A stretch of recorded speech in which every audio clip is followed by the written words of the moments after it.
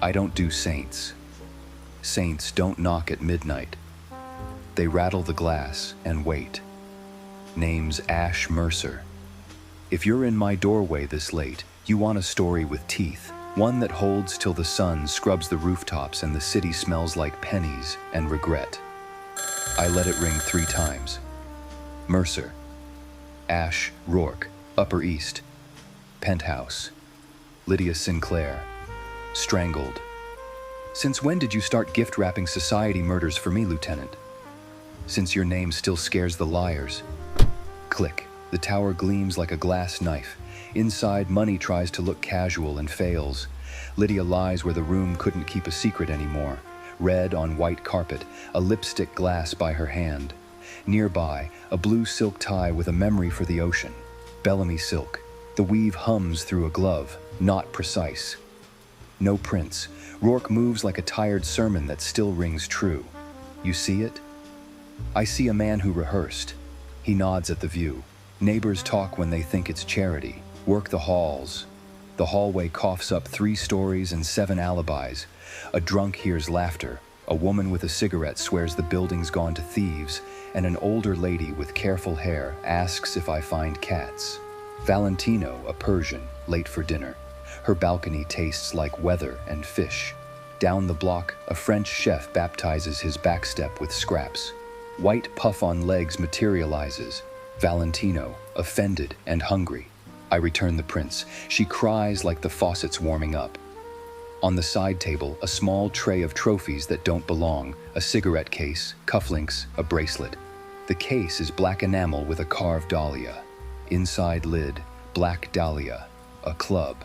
Not the headline, the room behind the headline, the place where music covers business and names learn to answer to prices. The city chews its lip. I leave a card that promises more than I can keep and head for the kind of door where doormen remember nothing on time. Black Dahlia looks like a promise that learned lighting, lace of brass, a band that knows when to shut up, laughter with an agenda. At a corner booth, a silhouette assembled from expensive decisions. Archer veil, silver at the temples. Suit that thinks for him, blue Bellamy tie that could start a war for less. Mr. Vale, I say like a password. Do I owe you money or apologies? His voice is polished on liquor. Neither. Information pays its own tab. And your currency? Names, Lydia Sinclair, Bellamy Silks, also Vivian Hale. That's 3 different currencies, he smiles. The desk will exchange them. He enjoys himself more than the night deserves. I let him. Vivian's set is 3 minutes overdue. Chaos in heels, back hall chokes on perfume and orders. At her mirror, Vivian is folded small. The glass is a cathedral of cracks. Around her neck, blue silk, the knot practiced and cruel. The ceiling stares back, trying not to cry. I touch nothing I plan to live without. The air moves wrong. Footsteps, one clean, one dragging, fade toward the kitchen. I follow into rain. Alleys and ashtray with plumbing. A green door gapes left. Across the puddles, the dragging gate slips into darkness and disappears into harbor fog the city imported to be difficult. I kick the green door because grief makes lousy strategy. Inside, Mara Lane with a flashlight and a face learning not to break. I heard, she says. Vivian. Her jaw sets like a bone. They looped the exit camera at exactly 11:14. I pulled the hallway feed before that. She shows me a map of power dips and camera naps. Somebody signed out a bellhop cart under Victor Hale. Vivian's last name, not a coincidence. I point at the cigarette case in my pocket. Black Dahlia, you ever write about rooms that teach men bad manners? I write about people who rent out the city and charge double for the view. She looks at me like we're both here on purpose. Come on, we need a shoulder that knows paperwork. Kells Street warehouse breathes cold through its teeth. Forklifts sleep in rows like obedient wolves. Vale's men drift, bored and armed. Mara walks like she owns the daylight. Afternoon, she sings to the foreman mask called Mace Calloway. We're doing a little story about duty cycles and creative manifests. He smiles with everything but blood. I step to the tape box and call out to the big office shadow, "Vale, we can do this with etiquette or with witnesses." "Ms. Lane," Vale calls lightly, "I admire the theater." Such vigor. Rourke arrives with 2 uniforms and honest paperwork, and the room's air turns readable. Boxes open, lists breathe. Every label says thread or spices or stationery, all the kinds of nothing that hide something. A crate fights my crowbar like a stubborn jaw. Inside, Bellamy silk bolts wrapped around ledgers thin as sins. Rourke pockets one. "Chain of custody," he says, and I almost love him for remembering. Union Row drifts in behind us. Dockers with shoulders that keep score. Doyle up front, Rosa Navarro at his side. They've had enough of nights nobody authorized. "Vale and Helms shuffle the calendar," Rosa says. "Manifests change names." "Want to stop breaking backs?" Doyle asks Rourke. "Let us help count." We count. We find too much nothing and the shape of something large. At dusk, the warehouse lights hum back to life like a confession rehearsed. Vale smooths his cuff and leaves through a door that used to be exit only. He smiles like a man who can schedule your death later. Mara's hands shake a little. So do mine. We call it wind. Night keeps its appointment at the Maritime Museum, a votive glow with Helms Foundation banners flapping like compliments. We prep a new kind of tour. Mara ghosts through service corridors with a press lanyard and a smile that forgives no one. I carry a coil of wire because old gods are AV techs by trade. On a mezzanine above a harpoon display, she patches our splice into the projector meant to run Harbor, a love story. Below, Vale glides. Helms arrives to applause and dividends. Rourke parks 2 honest cops by the fire panel because truth attracts sprinklers. Rosa and Doyle post near the whale, dressed for Sunday, fists for Monday. "On my mark," Mara whispers. The projector hums like a dog that knows the trick. Helms starts his speech, fatherly through a stockholder filter. House lights dim on cue. Our film flares off cue. The screen fills with security reels someone cut with love and grudge. Helms over crates stamped Valerian. Vale counting cash while Calloway leans in. A linen cart marked Black Dahlia drifting through a kitchen and out a dock door at 11:14. Freeze on a blue silk knot. The audience inhales like oxygen just discovered it has other jobs. Rourke doesn't wait for a second breath. He climbs. By authority of the court. Calloway moves, of course. The room remembers doors. So do we. We walk the city through its nerves, from museum hush to a vault where manners pretend to be law. The bank smells like policies and lemon oil. The M row winks a dead red light. Box M190 accepts a key like a favor. Inside, a ledger, the ledger, photos with better lighting, a film canister stamped Harbor Vale, SEQ, and a ring in white gold, inside engraved L+V. Harbor with a U, I say. British spelling, old supplier or archive mark. A tell. Mara turns the ring in the light. Lydia and Vivian, she says, hope cutting itself on the word. They were leaving. It's also motive, I say, for a man allergic to contagion. We carry what we can without looking pregnant with evidence. In the lobby, 2 men with press badges and incorrect teeth try to make a story out of Mara.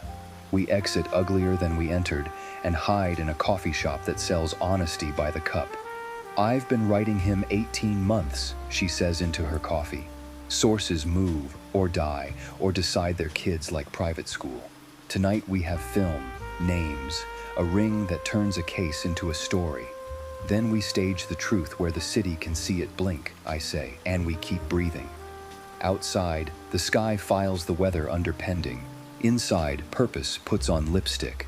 We draw a plan with borrowed pens. The dockers will make noise that carries. Rourke will file the right warrants in the wrong mood. Mara will splice a civic sermon out of Helms's greatest hits.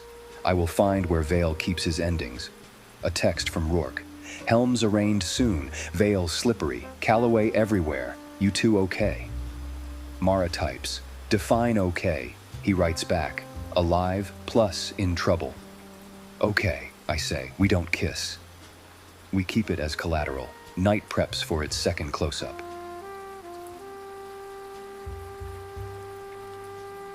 We didn't sleep. Purpose drank our coffee. Black Dahlia at noon is a rehearsal for night. No velvet, just wires and invoices pretending to be furniture.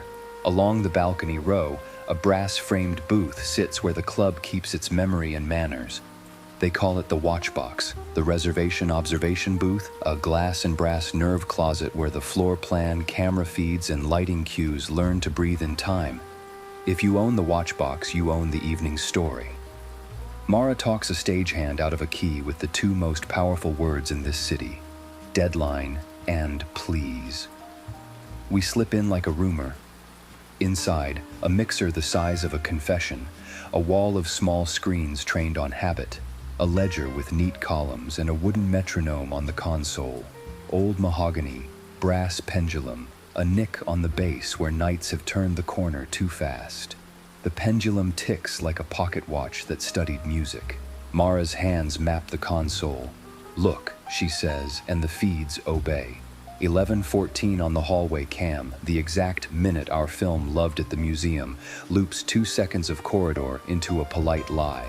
A linen cart ghosts past, then past again. The loop rewinds cleanly. No jitter. Rehearsed. Ledger columns say Victor Hale signed out a bellhop cart at 11:10, returned 11:32. The signature is perfection pretending to be casual. Same handwriting as the warehouse manifests, I say. Same manicurist too, Mara says, and the humor keeps both of us vertical. We pull the audio drawer. House line recordings hum with leftover nights, complaints about champagne, a lost earring, the sound of a band falling in love with a bridge. One file marked SEQ-H/VALE refuses to play without a password.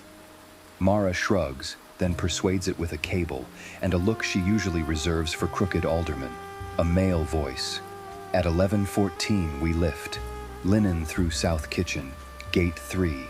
Keep the girls smiling. Another voice, clean, controlled, answers with a simple, noted. The consonants are ironed, the breath lands soft before vowels. It says, lovely. It turns schedule into schedule. Mara glances at me. Not Ada, she mouths. We know Ada Voss as the floor manager who keeps the club graceful under pressure. She pays musicians on time and fires bartenders like a surgeon. American vowels, clipped orders, mint on her breath. If she looped the camera, she did it under instruction. Footsteps outside. Ada stands in the doorway, rain on her coat, the sort of woman Night respects. Tall, black hair, pinned like a promise you'll have to earn back. You two just audited my soul without a warrant, she says. We audited a loop, I answer. And a dead girl's last hallway. Ada's eyes rest on the metronome. She steadies it with 2 fingers like you calm a horse. Vivian was on at 11:30. I run cues, not funerals. Who gave the lift order for 11:14? Mara asks. Ada studies me instead of answering. You're Mercer, the one who makes men say things twice. Sometimes 3 times. Depends on their budget for lies. She steps inside, closes the glass door with care, and lowers the room's volume with her presence. You want a villain because villains make copy. I'm an employee. I keep the floor honest. I don't loop cameras, I maintain them. If a loop ran, someone scheduled it from above my pay grade. Above Vale, I ask. Everybody answers to somebody, she says. Even the elevator. Rourke enters like the weather you forgot to check. 2 uniforms and a paper heavy enough to bruise the desk. He looks tired of earning his badge. Ada Voss, he says, you're under arrest as a material witness and accessory after the fact. Camera tampering and obstruction. You can argue the nouns later. Ada does not flinch. If you want this place to run without burning down, you don't arrest the person who knows where the fuses are. Then you'll be close by if we need advice, Rourke says. He nods to me. We'll sort her status at arraignment. Vale's counsel is already drilling holes in the city. Ada holds my gaze like a level.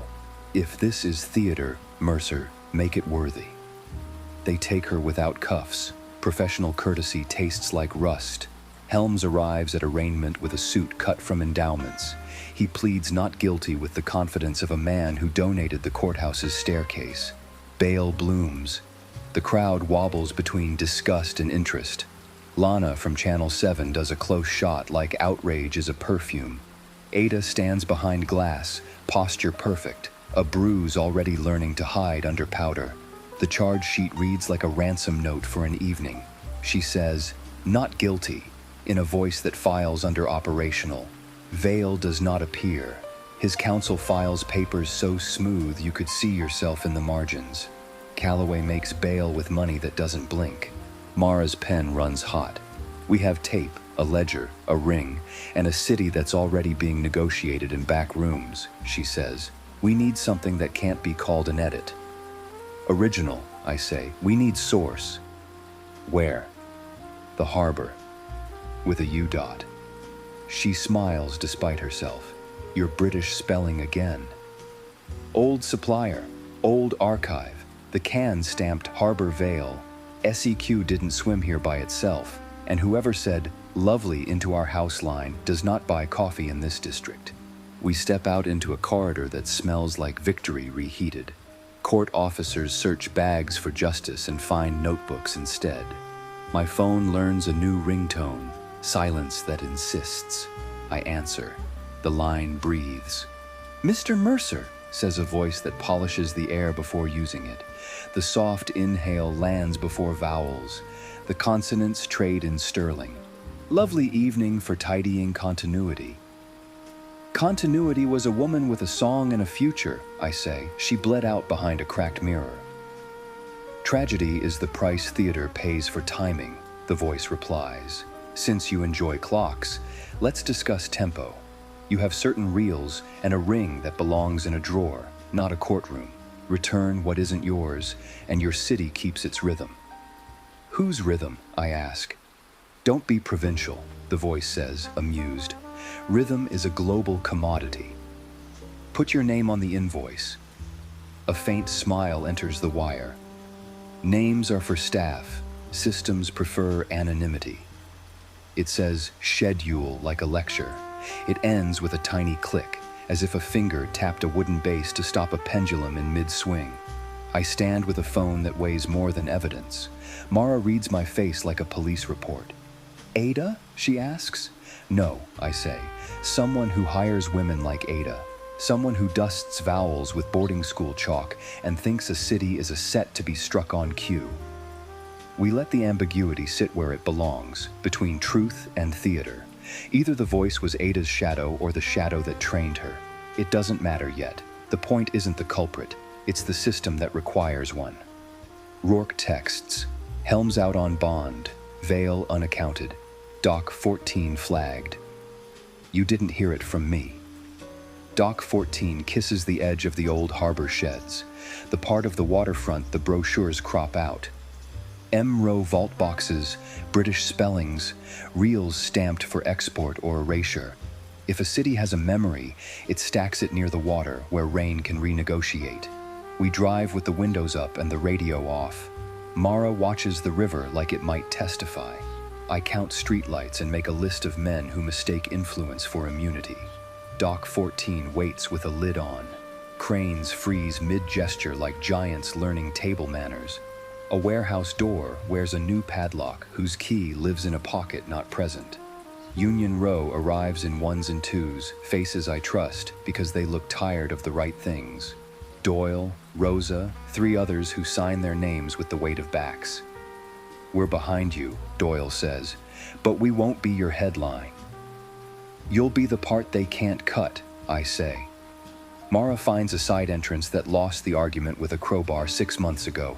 Inside, the harbor archive smells like rope and old decisions. Shelves with metal bones hold canisters in rows. Silver pies labeled with grease pencil. A humming fan worries the dust and loses. We work quiet. If they built a story here, Mara says, they left spares.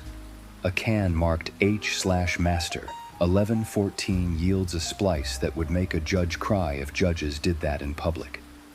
Another can marked Dahlia Cam E holds the unlooped hallway, Vivian walking alone at 1112, a shadow joining her at 1113, the linen cart at 1116, not 1114, and a blue silk tie dangling from a pocket like a dare. Time doesn't lie. Editors do. We copy what we can without asking forgiveness. I pocket a photo, Helms and Vale with a donor I don't recognize, a man whose smile is an export commodity. In the background, on a console by a window, a wooden metronome ticks in perfect profile. The same nick on the bass, the same room where the voice liked to stop time with a fingertip. Outside, footsteps take a position. Calloway's men, 2 at least, maybe 3. One cough has the confidence of someone paid. Another has the debt of someone promised. We kill our lights, become inventory. Rosa whispers, 2 at the door, 1 by the chain lift. Let them open for us, I say. We'll leave like management. The door groans. A flashlight smears white across metal. On 3, Doyle drops a wrench the size of a small truth. Heads turn. We pass behind their attention and into rain. Mara holds the canisters like cathedrals. We have the original, she says. We can set the city's time. Then we pick the clock, I say. Court is slow and susceptible. Public is fast and hungry. Public then, she says, but we'll need a stage that can't be turned off without looking like fear.